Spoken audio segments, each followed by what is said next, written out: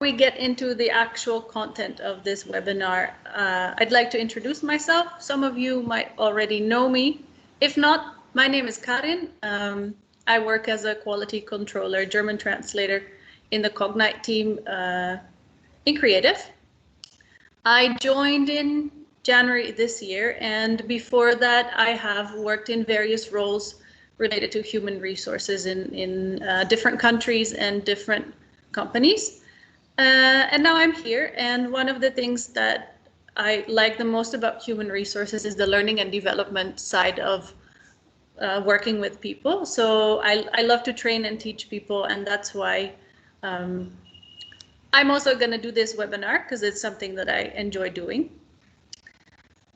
This webinar, we will focus on a few different things.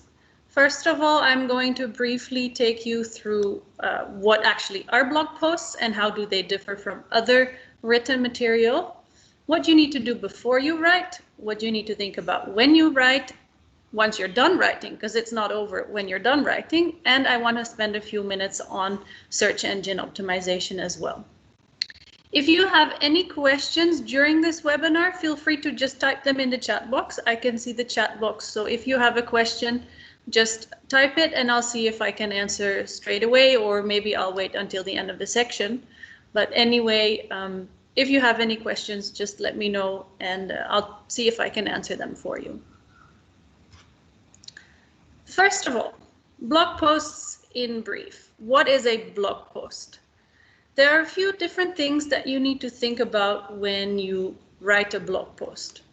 First of all, a blog post needs to be interesting because different from other texts, people read this voluntarily. So they're trying to find information, they're trying to read about something interesting.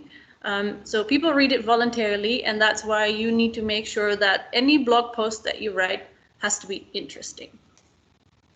It also needs to be easy to read. You have to make sure that your blog post is a concise piece of text, because Generation Z and millennials, all these other generations, the people, younger people, want information quick. They don't want to read like a newspaper of text before they get their information. So you have to make sure that your blog post is easy to read and that it's concise, not too wordy, but getting straight to the point. Related to that, you have to make sure that your blog post is structured as well. It has to have a clear structure so people can look for specific information. You probably know from yourself when you go online and you Google for something and you look for specific information and you find either a blog post or some other piece of text, you go and scan through the document and you look at the headlines, you look at the subtitles, you try and figure out where the information is that you're looking for. So you have to make sure that your blog post is structured. And something that's also very important, you've written your blog, you've spent, I don't know how many hours on writing something, you've put all your energy in it, and then nobody reads it. That's a bit of a shame. So you have to make sure that what you write is also findable. Like people, when they Google, that they can find what you've written and it doesn't end up somewhere in the corner and nobody ever looks at it again, because that's a shame because you spent so much time writing it. So that is something that I want to focus on also later in the webinar when I am going to talk a little bit about search engine optimization. I'll tell you a little bit more about how do you make your blog findable for other people out there in the world on the internet. What your blog post is not. How is a blog post different from other pieces of text? For example, one thing that we deal with, technical documents. Your blog post is not like that. It's different. That means you can't use a lot of jargon. You can't use a lot of technical information because anyone should be able to understand what you're writing. So, for example, I put this title of a text that I found. I have no idea what it says. So your blog post is not a technical document. You have to make sure that it's understandable for anyone who would want to read it.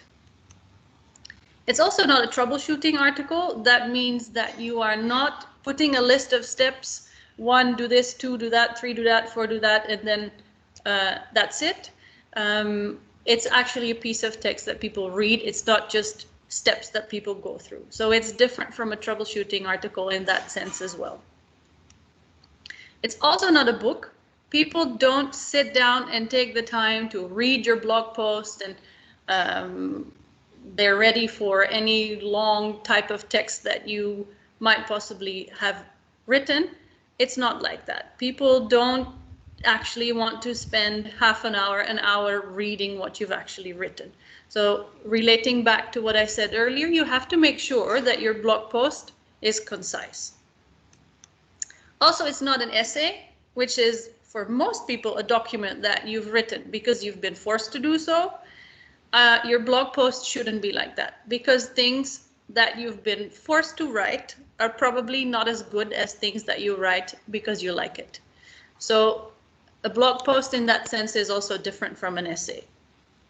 So those are things that you have to keep in mind when you think about writing a blog post. What does it need to look like? How do people approach it?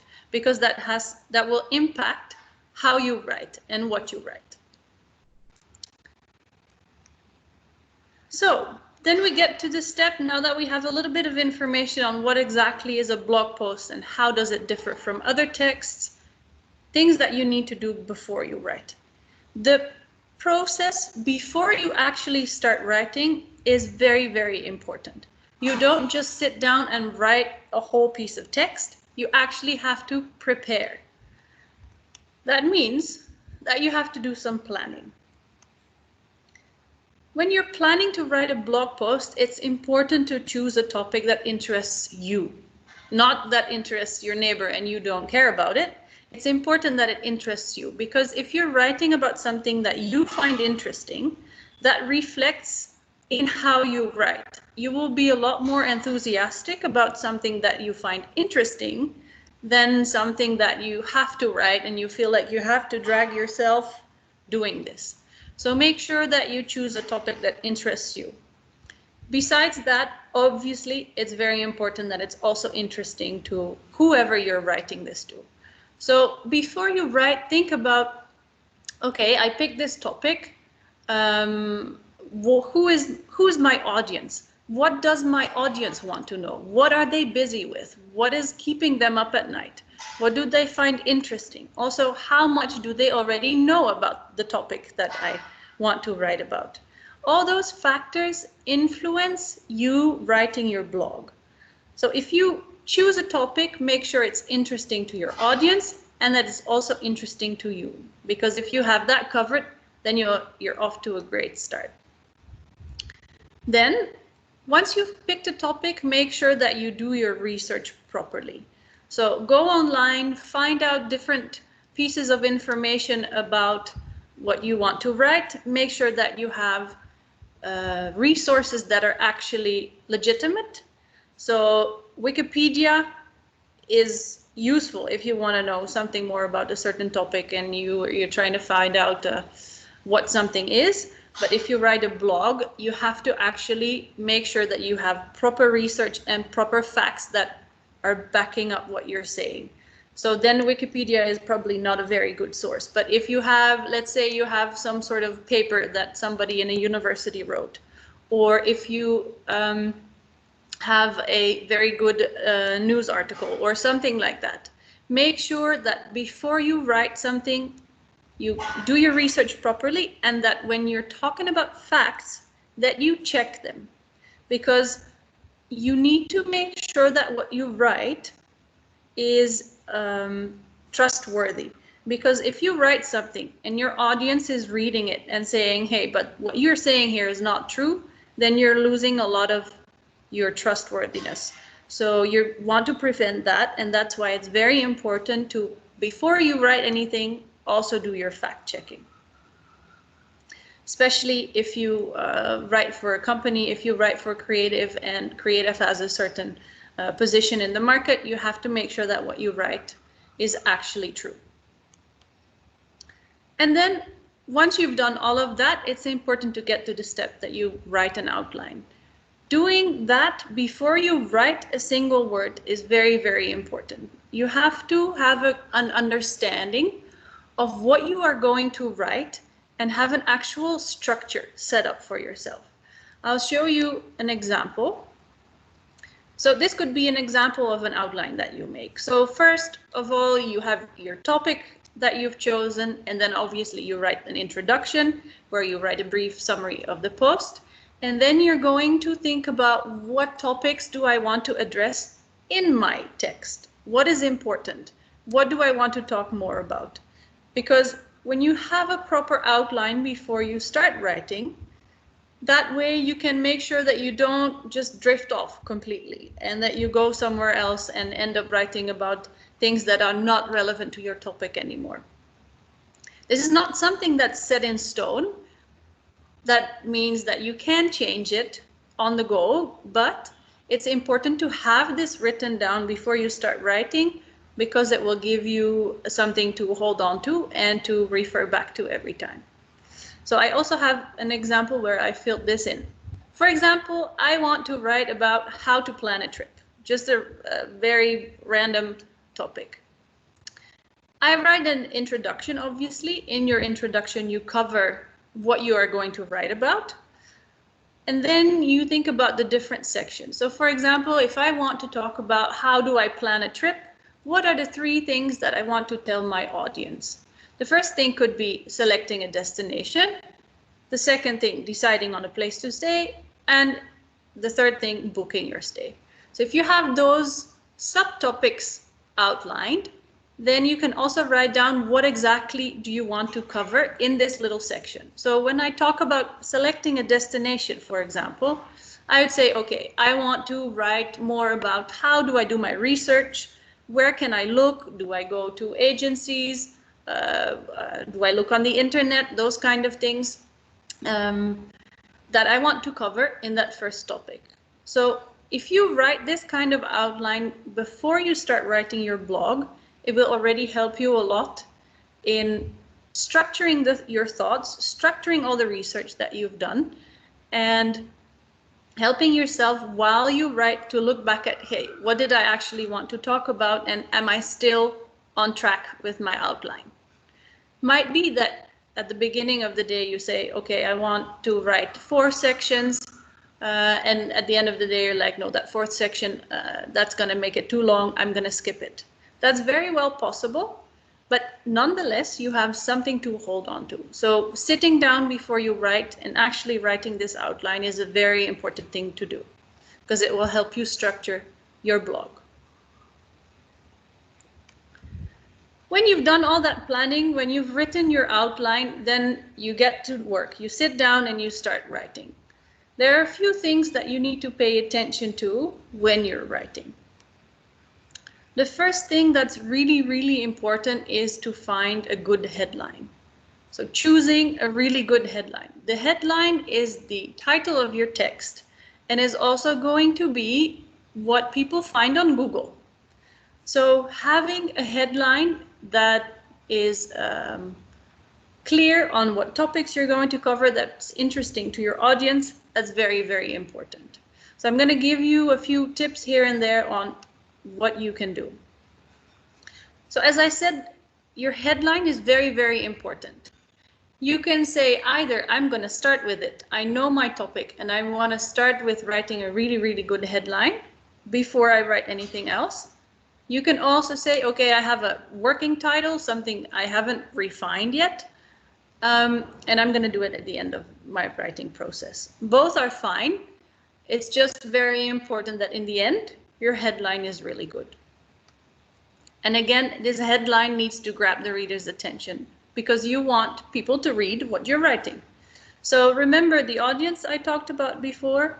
Make sure that your headline is interesting to that audience, that they read that headline and be like, hey, this is something I want to read. This is something that could help me or will give me the information that I'm looking for.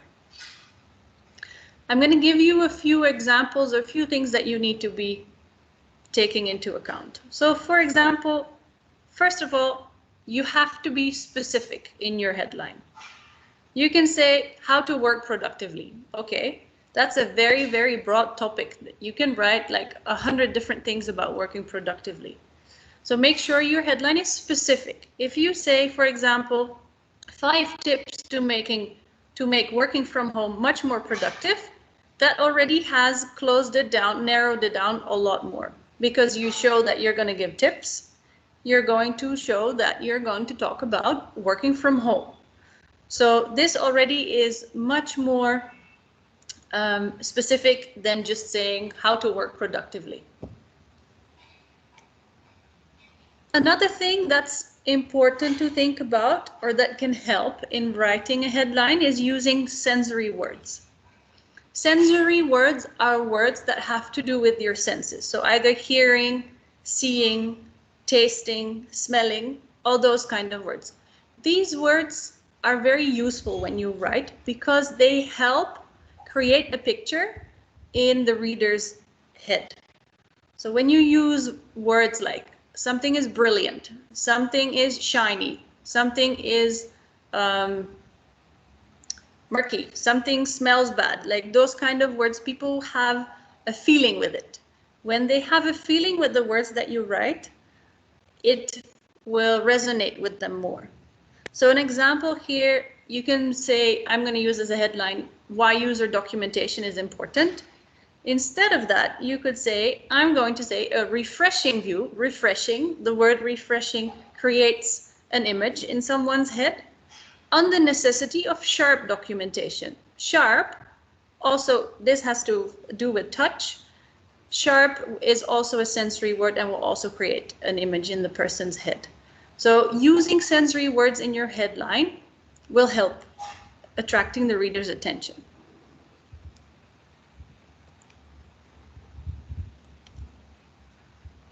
Another thing, be concise. So you can write really long headlines. That's not going to work.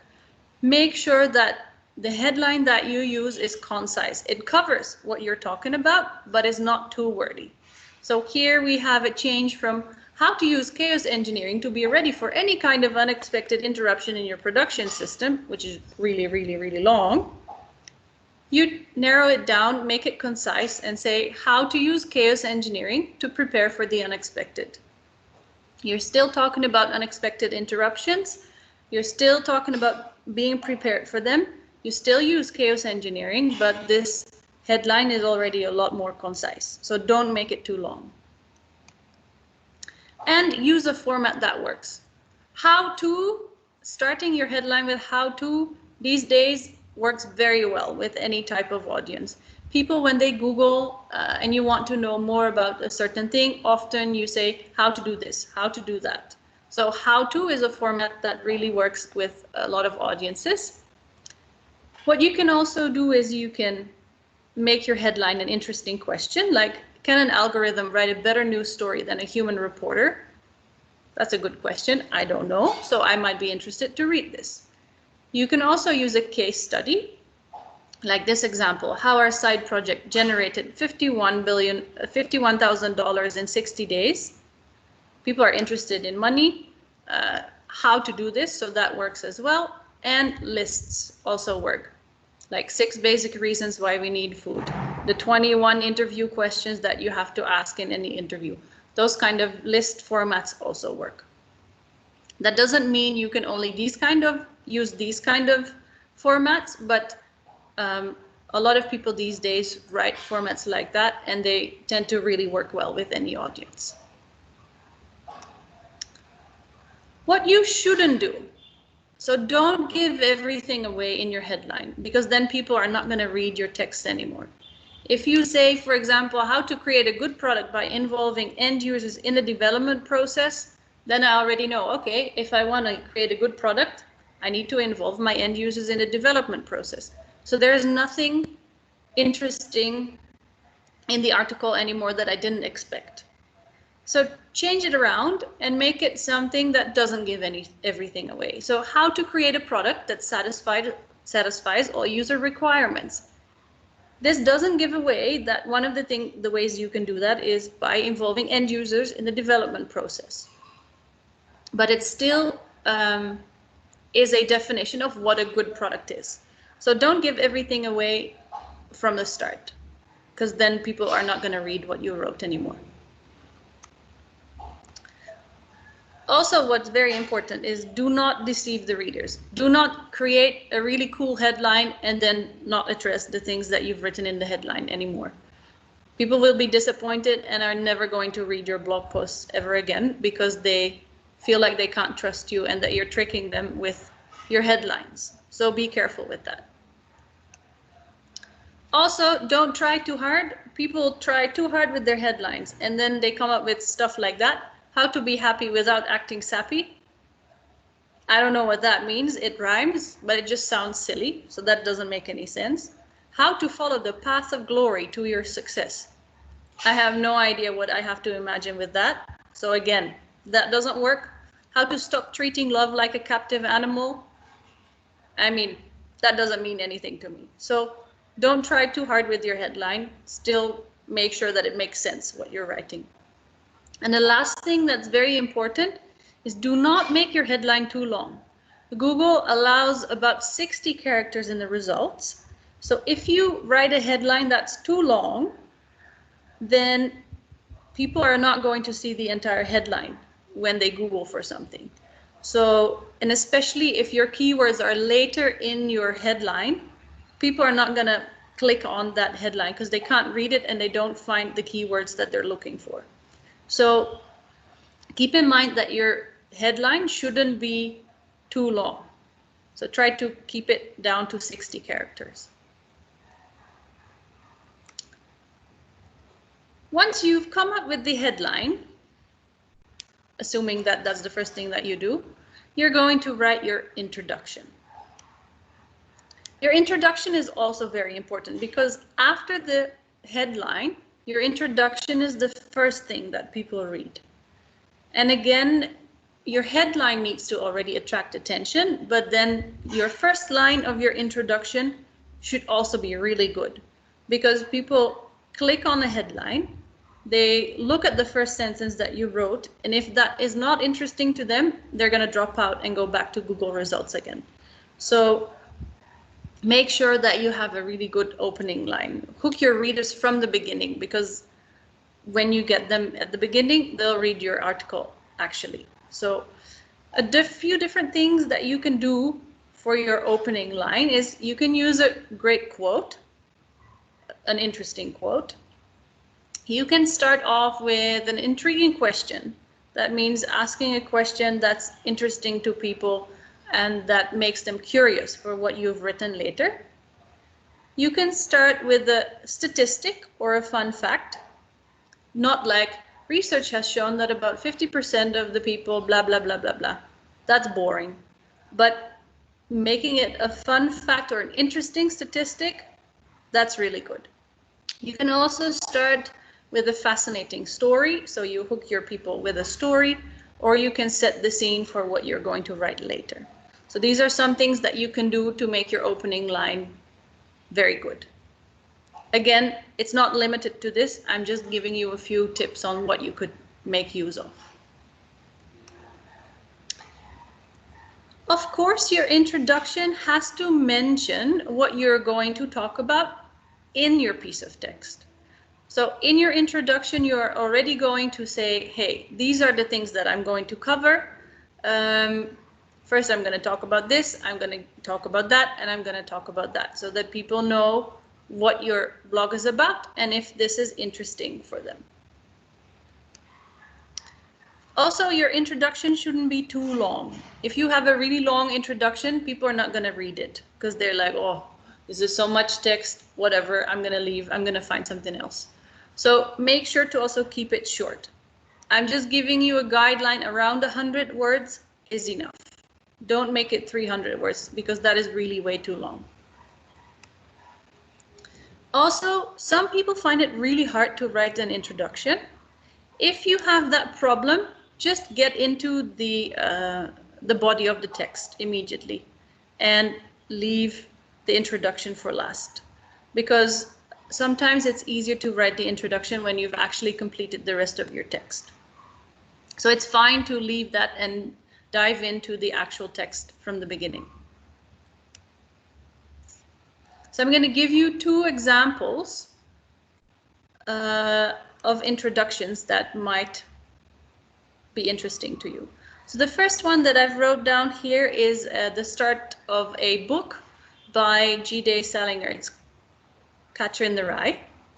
So he starts off his book, so basically his introduction, with something. If you really want to hear about it, the first thing you'll probably want to know is where I was born, what my lousy childhood was like, how my parents were occupied before they had me, all those kind of things.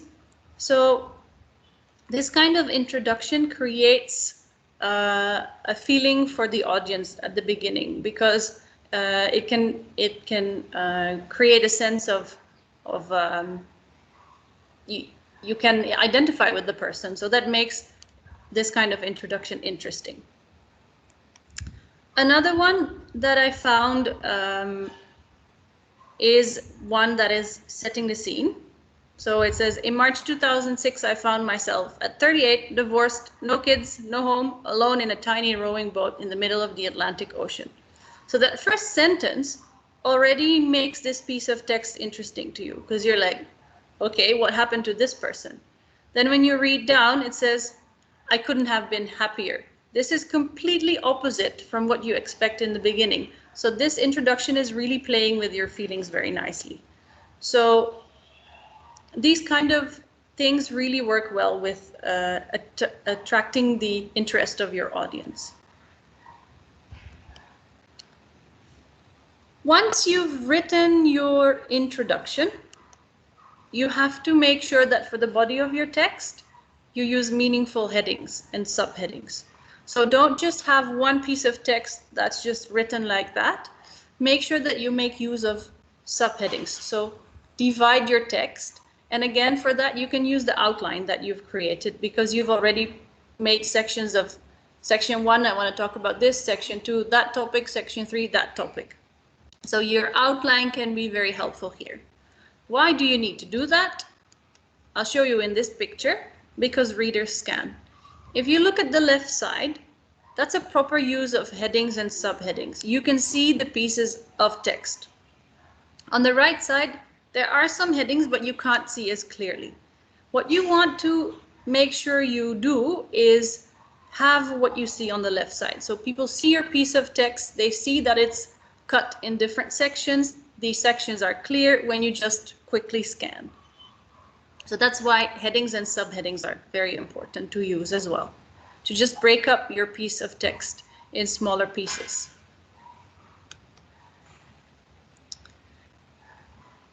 So at the below the headings, you will be writing paragraphs. Now, paragraphs are pieces of text that all are connected to one beginning sentence, so to one idea. So when you write a paragraph, you're not going to make it too long as well for a blog post. Again, the rules are different for different types of text, but for blog posts, you don't want it to be too long. You want to stick to about 3 to 4 lines. And in that paragraph, you have to make sure that all the sentences that you write support the idea of your first sentence. So everything needs to be connected. So I'll give you an example. Paragraphs should also be short and sweet. The shorter the paragraph, the more likely your readers are to keep going. The rules of paragraph structure have been bent a little since web-based publishing became the norm, but try to keep individual ideas isolated to their own neat, short little paragraph. So the topic sentence of this paragraph is, paragraphs should be short and sweet. Now we can see that everything is connected to this first idea, because again, in the second sentence, we see, hey, this person is talking about a short paragraph that links to the first idea. Again, in the next sentence, there's also this reference back to having a short paragraph.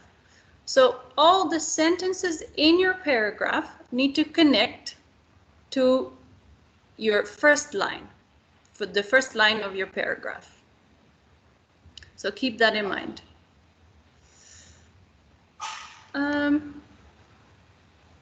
Another thing that's very important is the language that you use in your blog post. Again, remember we talked about the fact that your blog post is not a book, it's not a technical document, and this all has an influence on the language that you can use. The first one, your language should be easily readable. So your sentences shouldn't be too long. If a sentence covers 3 lines or 4 lines on a web page, that's a really long sentence. So try to make sentences easily readable, because again, people who look for stuff on the internet don't want to spend a lot of time. They don't want to have to reread sentences to find out how the structure works. So make sure that it's easily readable and that they're not too long. Again, what I said just now already in the example, paragraphs shouldn't be too long, because long paragraphs really discourage your readers. Look at this picture. You see the left side? This is one piece of text. If you see something like that, you really don't feel like you want to read it because it's just one wall. If you look at the right side and you see that it's smaller pieces of text, you are more likely to read the text because it's broken up in small pieces and you can quickly read each piece. So long paragraphs with a lot of sentences really discourage your readers, and that makes them drop out halfway your blog. That would be a shame again. And the last thing, also make sure to use understandable language. Don't use jargon unless it really suits your audience. So when in the beginning you think about your audience and you're really writing for, let's say, programmers, then obviously that's different from when you're writing something for just a random person on the street, right? But try to avoid jargon as much as possible if you want to reach a big audience. So make your language understandable as well. And then once you're done writing, you think you've done so much work. It's finally over. I've written my conclusion. Everything, my blog is done. You're not done. Because after you've writing, there's a step that is at least as important as you writing your whole text. It's called editing. After you've written your text, you really need to go back to it. Just leave it maybe for a few days. Let's say on Monday you finish your blog post, leave it for 2 or 3 days, and then look at it again, because that little bit of time space will give you a fresh mind to look at what you've written. So when you're editing, one thing that's important is checking your spelling and grammar, but that is very obvious. I'm not going to go into that, but it's very important. I still see things published online with wrong spelling, wrong grammar, and it's really a bad thing. So make sure that you check it yourself, check your grammar, have someone else read it, make sure that you don't make any mistakes. And then you're going to look for clarity. So is the thing that I've written, this piece of text, is it clear for my audience? Can they understand what I'm saying? Does what I'm saying make sense, right? So you check for clarity and see if the audience that you had in mind at the beginning will be able to read what you've written. And then something else that's really important is the cohesion of the piece. So some people start writing and they just drift off completely to some other end and they don't come back to where they started. Make sure that what you write is cohesive. Again, your outline will already help with that, to make sure that while you write, you get this certain structure. But once you're done writing, you have to specifically check, hey, every sentence that I've written, does it link to the main idea, or is it just words there and do they not serve any purpose? Everything should be connected and should be one flowing story and structured so people can really easily follow your train of thought. Then you can also check for repetition. So some people tend to repeat a certain word many times. or just in a certain piece of text where you use the same word over and over again. One thing that's very helpful, thesaurus. If you write a word and you've written it 5 times in one paragraph, try to find synonyms. So check for repetition and see if the words that you are using are varied. Because if you constantly repeat the same word, it's really going to interrupt the flow of what you've written. So do that check.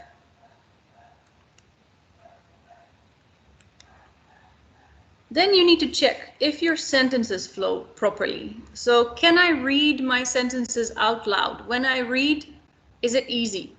Does it make sense? Does it flow properly? Or do I have to look at the sentence again and find out what exactly have I written? So check for your sentence flow. Also, again, I already mentioned in the beginning, check your facts. Did you back up your facts, and do you have legitimate sources? So what I've written, is it true and is it correct? Make sure to check that to come across as a trustworthy person to your audience. And this is sometimes very, very hard, but you have to cut things out, adapt things. Maybe you've spent, I don't know, half a day writing one beautiful sentence. It might be that in the end of the story, you have to cut it out. And this is very sad, but sometimes you have to sacrifice those things to make sure that your piece is cohesive. And last thing, add images. Blogs are more interesting to read for people when you have images in there. So instead of having one block of text, even with the paragraphs, when you add some images in the middle, it again will break up your text and it will be more interesting for your readers to read. Make sure that the images are relevant, obviously, but adding images to a blog is a good idea. Once you're done with the editing, your piece is finished. That is very important to keep in mind is search engine optimization. So I'm going to take you through that for a few minutes to just give you some tips and tricks. It's not a fully fledged SEO course that I'm giving you, but I'm just going to give you some some tips on how you can work with SEO in the piece that you write.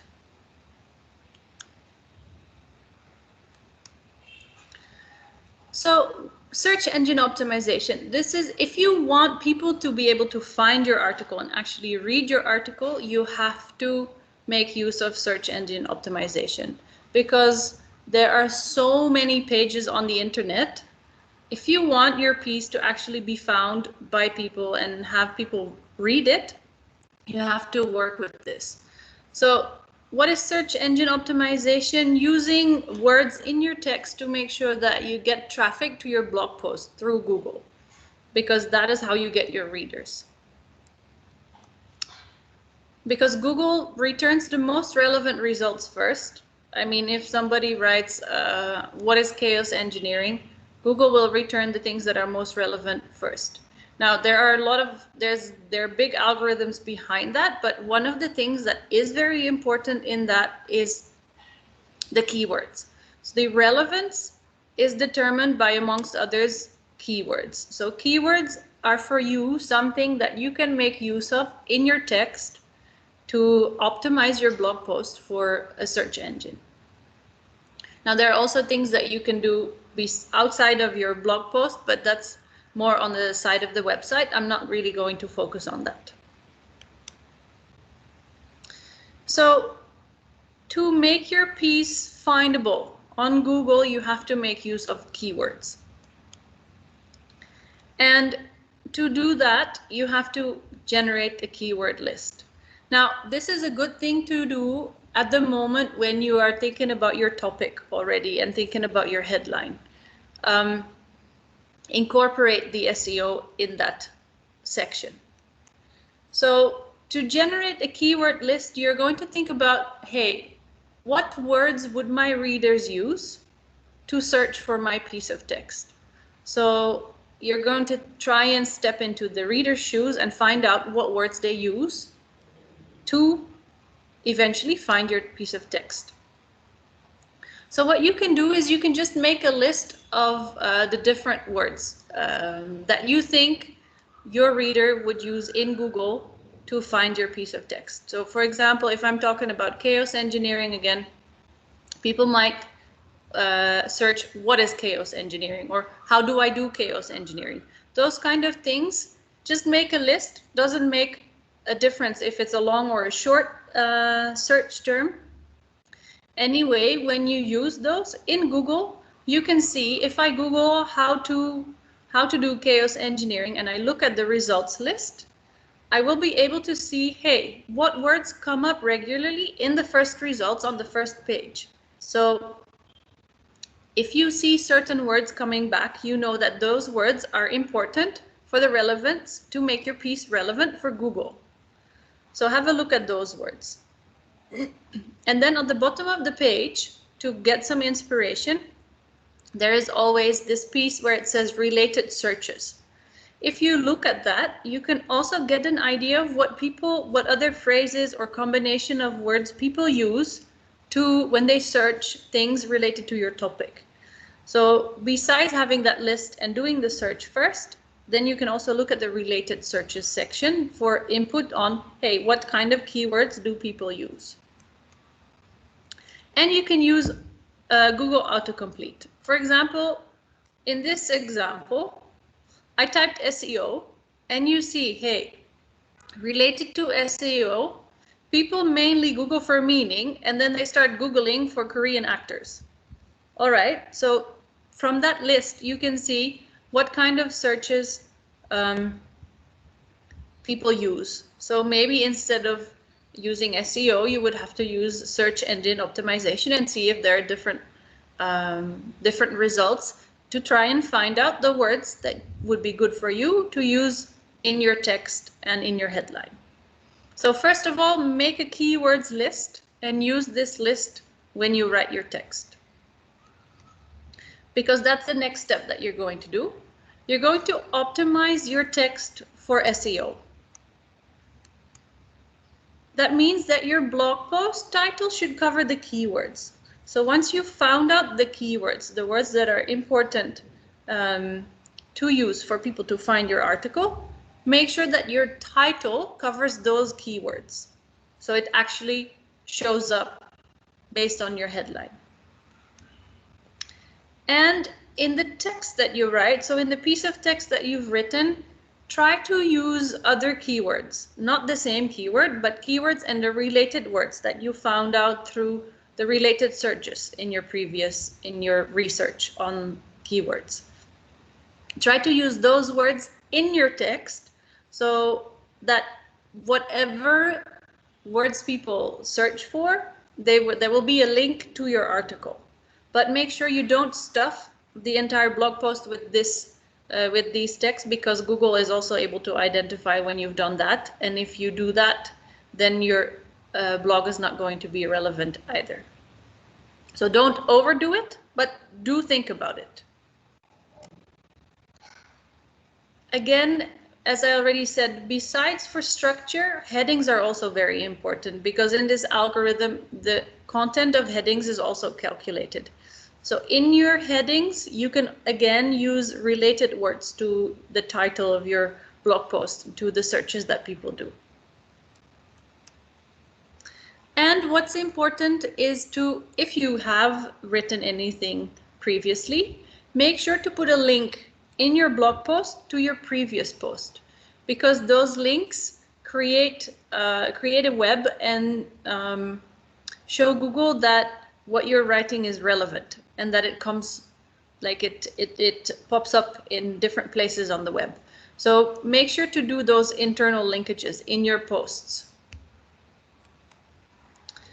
And images, so if you add images to your post or videos, you have to make sure they have a proper description. There's the alt text for images in HTML, and you have to make sure that that covers what's in the picture, or that it uses the keywords that you are using in your text as well. Because again, that will have an impact on whether people find what you have written. All right, so that was the part about SEO. So I've given you a few tips in general on how you can write a better blog post, how you can optimize what you're writing and make sure that your readers can actually find you. So I'm going to give you a brief summary, and after that there's space for questions if there are any. So in short, think before you write. Don't just start writing. Go through that thought process. That's very important. Structure your text properly. Make use of headings. Make sure your paragraphs make sense. Everything that you write should be structured. Don't forget to edit after you're done writing, because that's at least as important. And try to make use of SEO so that your readers can actually find what you've written and you haven't spent these hours and hours behind your desk for nothing. That's it from my side. I hope this will help you in the future in writing your blog post as something you can look back at. I think Kanchana will also share the slides so you can keep them, and whenever you're going to write a blog post in the future, you can use this, and hopefully it will help you. And I'm looking forward to your blog posts.